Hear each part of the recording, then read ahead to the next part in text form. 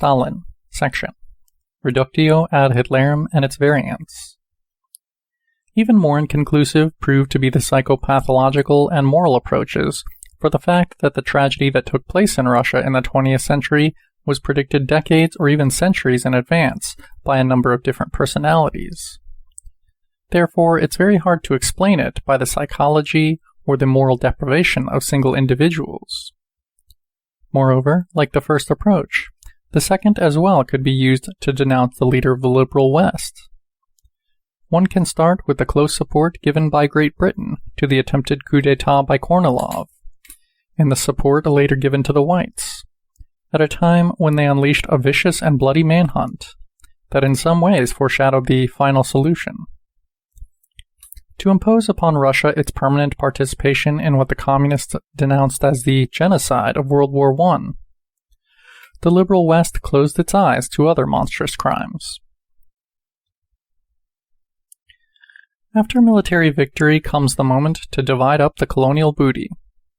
To Britain belongs, among others, Iraq, that nevertheless rebels in 1920. Here's how one of the leading countries of the liberal West faces that situation. British troops initiated cruel reprisals. Quote, "They set fire to villages and committed other acts which today we judge to be excessively repressive, if not outright barbaric." End quote. It's certainly not Churchill who puts a halt to it.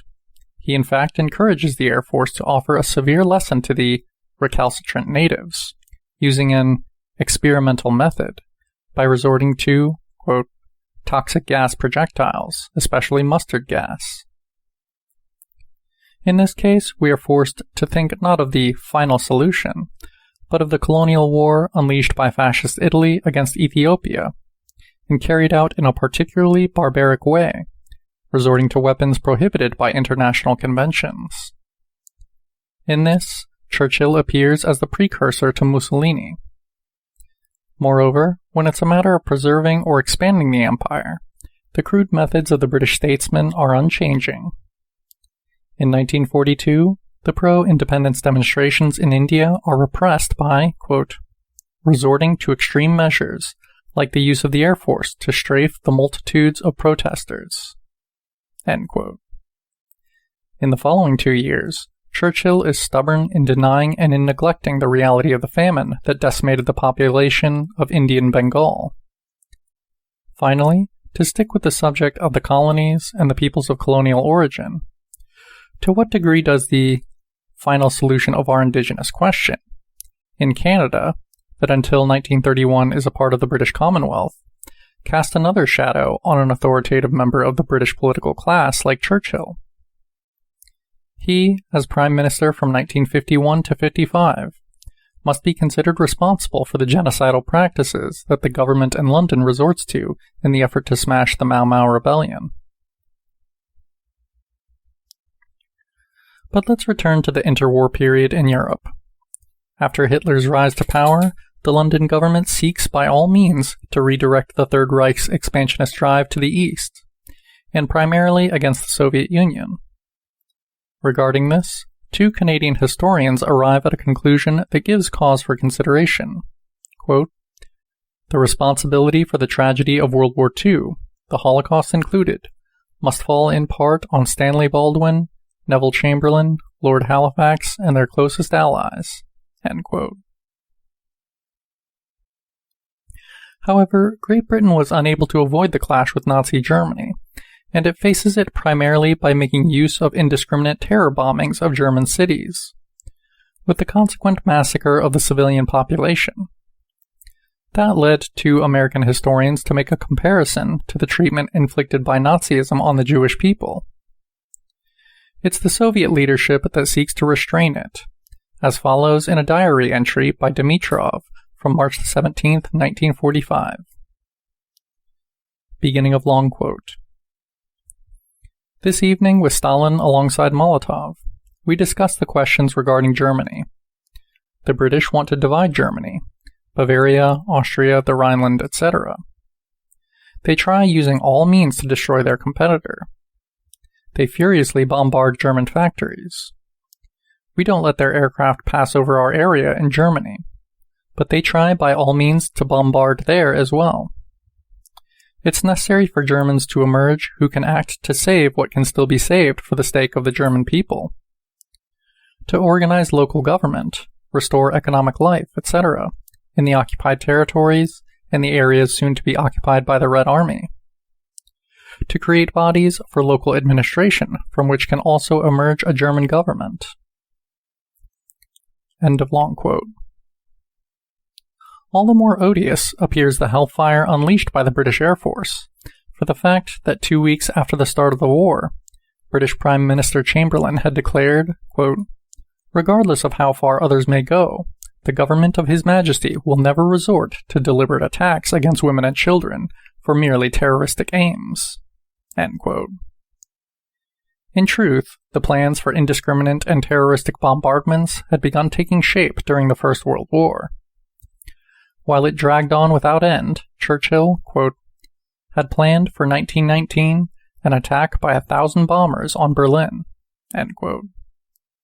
Those planned continued to be developed after their victory.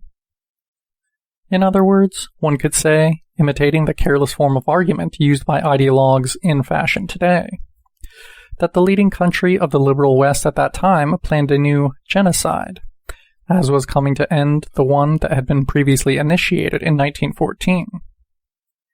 In any case, it's precisely Britain who becomes the protagonist of the systematic destruction of German cities toward the very end of World War II, with Dresden particularly in mind. An organized destruction carried out with the declared objective of leaving no escape for the civilian population, pursued and consumed by the flames, obstructed in their attempt to flee the bombing by delayed explosions and often strafed from above. Those practices appear all the more sinister if we consider the statement made by Churchill in April of 1941, quote, "There's less than 70 million evil Huns. Some of them can be cured, others must die." End quote. If one doesn't have in mind a pure and simple genocide, like Nolte thought, it's clear that a massive thinning of the German population was being considered. We can put the strategic bombing campaign in that context. Quote, "Between 1940 to 45, Churchill annihilated the inhabitants of Cologne, Berlin, and Dresden as if they were the Huns." End quote. The British Prime Minister proved to be no less cruel when it came to carving out London's sphere of influence and systematically liquidating the partisan forces considered hostile or questionable. The orders given to the British Expeditionary Force in Greece are significant. Quote, "Don't hesitate in acting as if you found yourselves in a conquered city in which a local revolt has broken out. In addition, certain things can't be done halfway." End quote. Let's move on to the Cold War. Some time ago, The Guardian revealed that between 1946 and 48, Great Britain prepared camps in Germany in which were to be confined communists or elements suspected of communist sympathies, and real or presumed Soviet spies. Quote, "The photos showed the disheveled and tormented faces of the bone-thin youths, for months subjected to a lack of food and sleep, repeatedly beaten and exposed to very low temperatures, an inhumane treatment that sought the death of some of the prisoners." End quote. Imprisoned there as well were, quote, "dozens of women who weren't spared from the torture." End quote. In carrying out torture, they used instruments that had been inherited from the Gestapo. In fact, the camps were, quote, "worthy of the Nazi lagers." End quote. As one can see, the comparison between the practices used in the 20th century by Great Britain and the practices dear to the Third Reich continually arises. When we concern ourselves with the United States, we reach results that are no different. In that case, the hypocrisy we saw characterize Chamberlain reaches its apex. Soon after the start of World War II, it's Franklin D. Roosevelt who condemns the aerial bombardments targeting civilian populations for being against the sentiments of, quote, "every civilized man and woman and human consciousness, and as the expression of inhuman barbarity." End quote. soon to demonstrate even more extreme, inhuman barbarity. The United States war machine proceeds with the systematic and terroristic destruction of Japanese cities, and actively participates in a similar operation carried out against German cities. Nor should it be underestimated the bombardment against Italy, which also aims to strike the civilian population and undermine their morale. It's F.D. Roosevelt himself who provides evidence of that. Quote, "We will make it so the Italians experience an authentic bombardment, and I'm more than convinced that they won't remain standing under this sort of pressure." End quote. The terror bombing campaign culminates, under the Truman administration, in the use of nuclear weapons against a country already on its knees. To add a further gruesome detail, it's been noted that the annihilation of the civilian population of Hiroshima and Nagasaki was aimed, not at a Japan on the brink of surrender, but at the Soviet Union, delivered as a serious warning. We have before us, then, two acts of terrorism on a grand scale. And, moreover, they serve multiple purposes.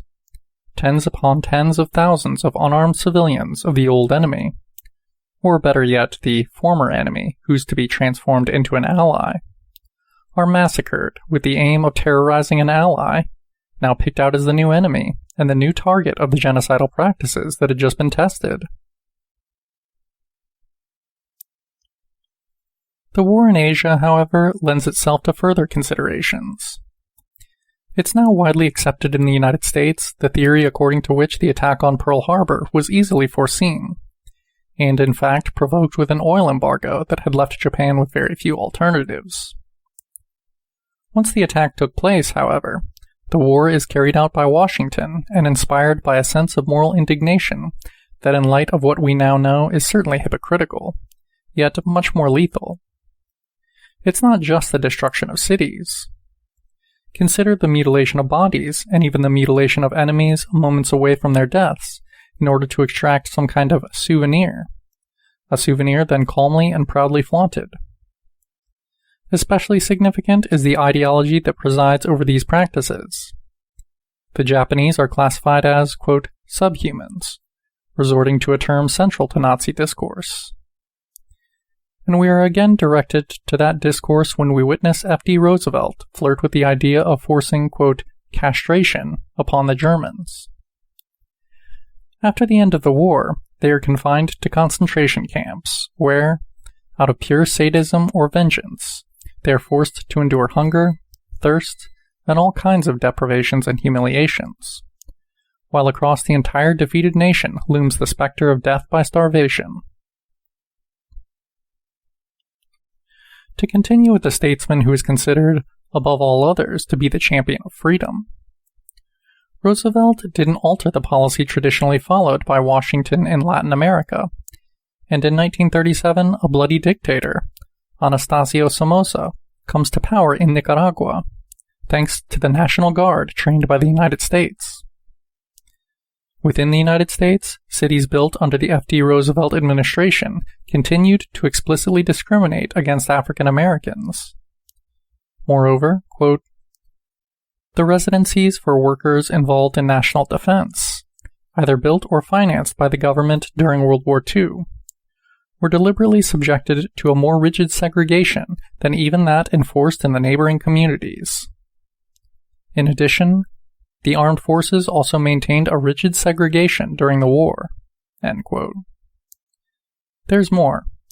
Despite pressure from the Republican Party, quote, the president never put forth legislative proposals against lynchings, which continued to be carried out in the South as a spectacle for crowds of men, women, and children who enjoy the sight of the humiliation and the most sadistic torture inflicted upon the victim. A slow torment, unending, and made to last as long as possible. Lastly, after having celebrated in January of 1941, the United States as a country that has continually evolved in a peaceful manner, quote, without concentration camps. Soon after the outbreak of the war, F.D. Roosevelt resorts to that very institution to deprive the Japanese American community of their freedom without distinctions for age or sex. Nowadays, it's almost obvious to compare Stalin to Hitler. But it may be interesting to read an evaluation of the strategic bombing of Germany that a German author made regarding the flames that consumed Dresden and its residents. Beginning of long quote. The fate of the bodies reflected the means of execution. The victim of an act of extermination does not have their own grave, nor their own death, because they have not been given the right to live. The deaths of thousands of children beneath the age of 10 is not a punishment. The bombardier Harris, leader of the air campaign against German cities, didn't assign them any blame. Churchill only stated that for him they had no rights of any value. Perhaps they still had some in the First World War, but not any more in the Second. Hitler, Churchill, and Roosevelt had taken them away. End of quote. Of course, the comparison of these three figures is marked by a polemical overstatement that seems to reflect a mindset widespread in Germany immediately following the war. In a ruined Germany that is isolated by the ban against fraternization and taken to the brink of starvation by the liberal West. A conversation was recorded that, in the zone occupied by the U.S., takes place between two desperate citizens. Beginning of long quote. Yes, Hitler was bad, our war was unjust, but now they're committing the same injustices against us. They are the same, there's no difference. They seek to enslave Germany in the same way Hitler sought to enslave the Polish. Now we are the Jews, the inferior race. End quote. If the first of these two cited passages makes a partial comparison between Hitler, Churchill, and F.D. Roosevelt, the second arrives at their total assimilation. The ruling ideology today, however, associates Stalin and Hitler, but that's just as rash as the comparison made by the two German citizens frustrated by hunger and humiliation. There's no difference. End of section.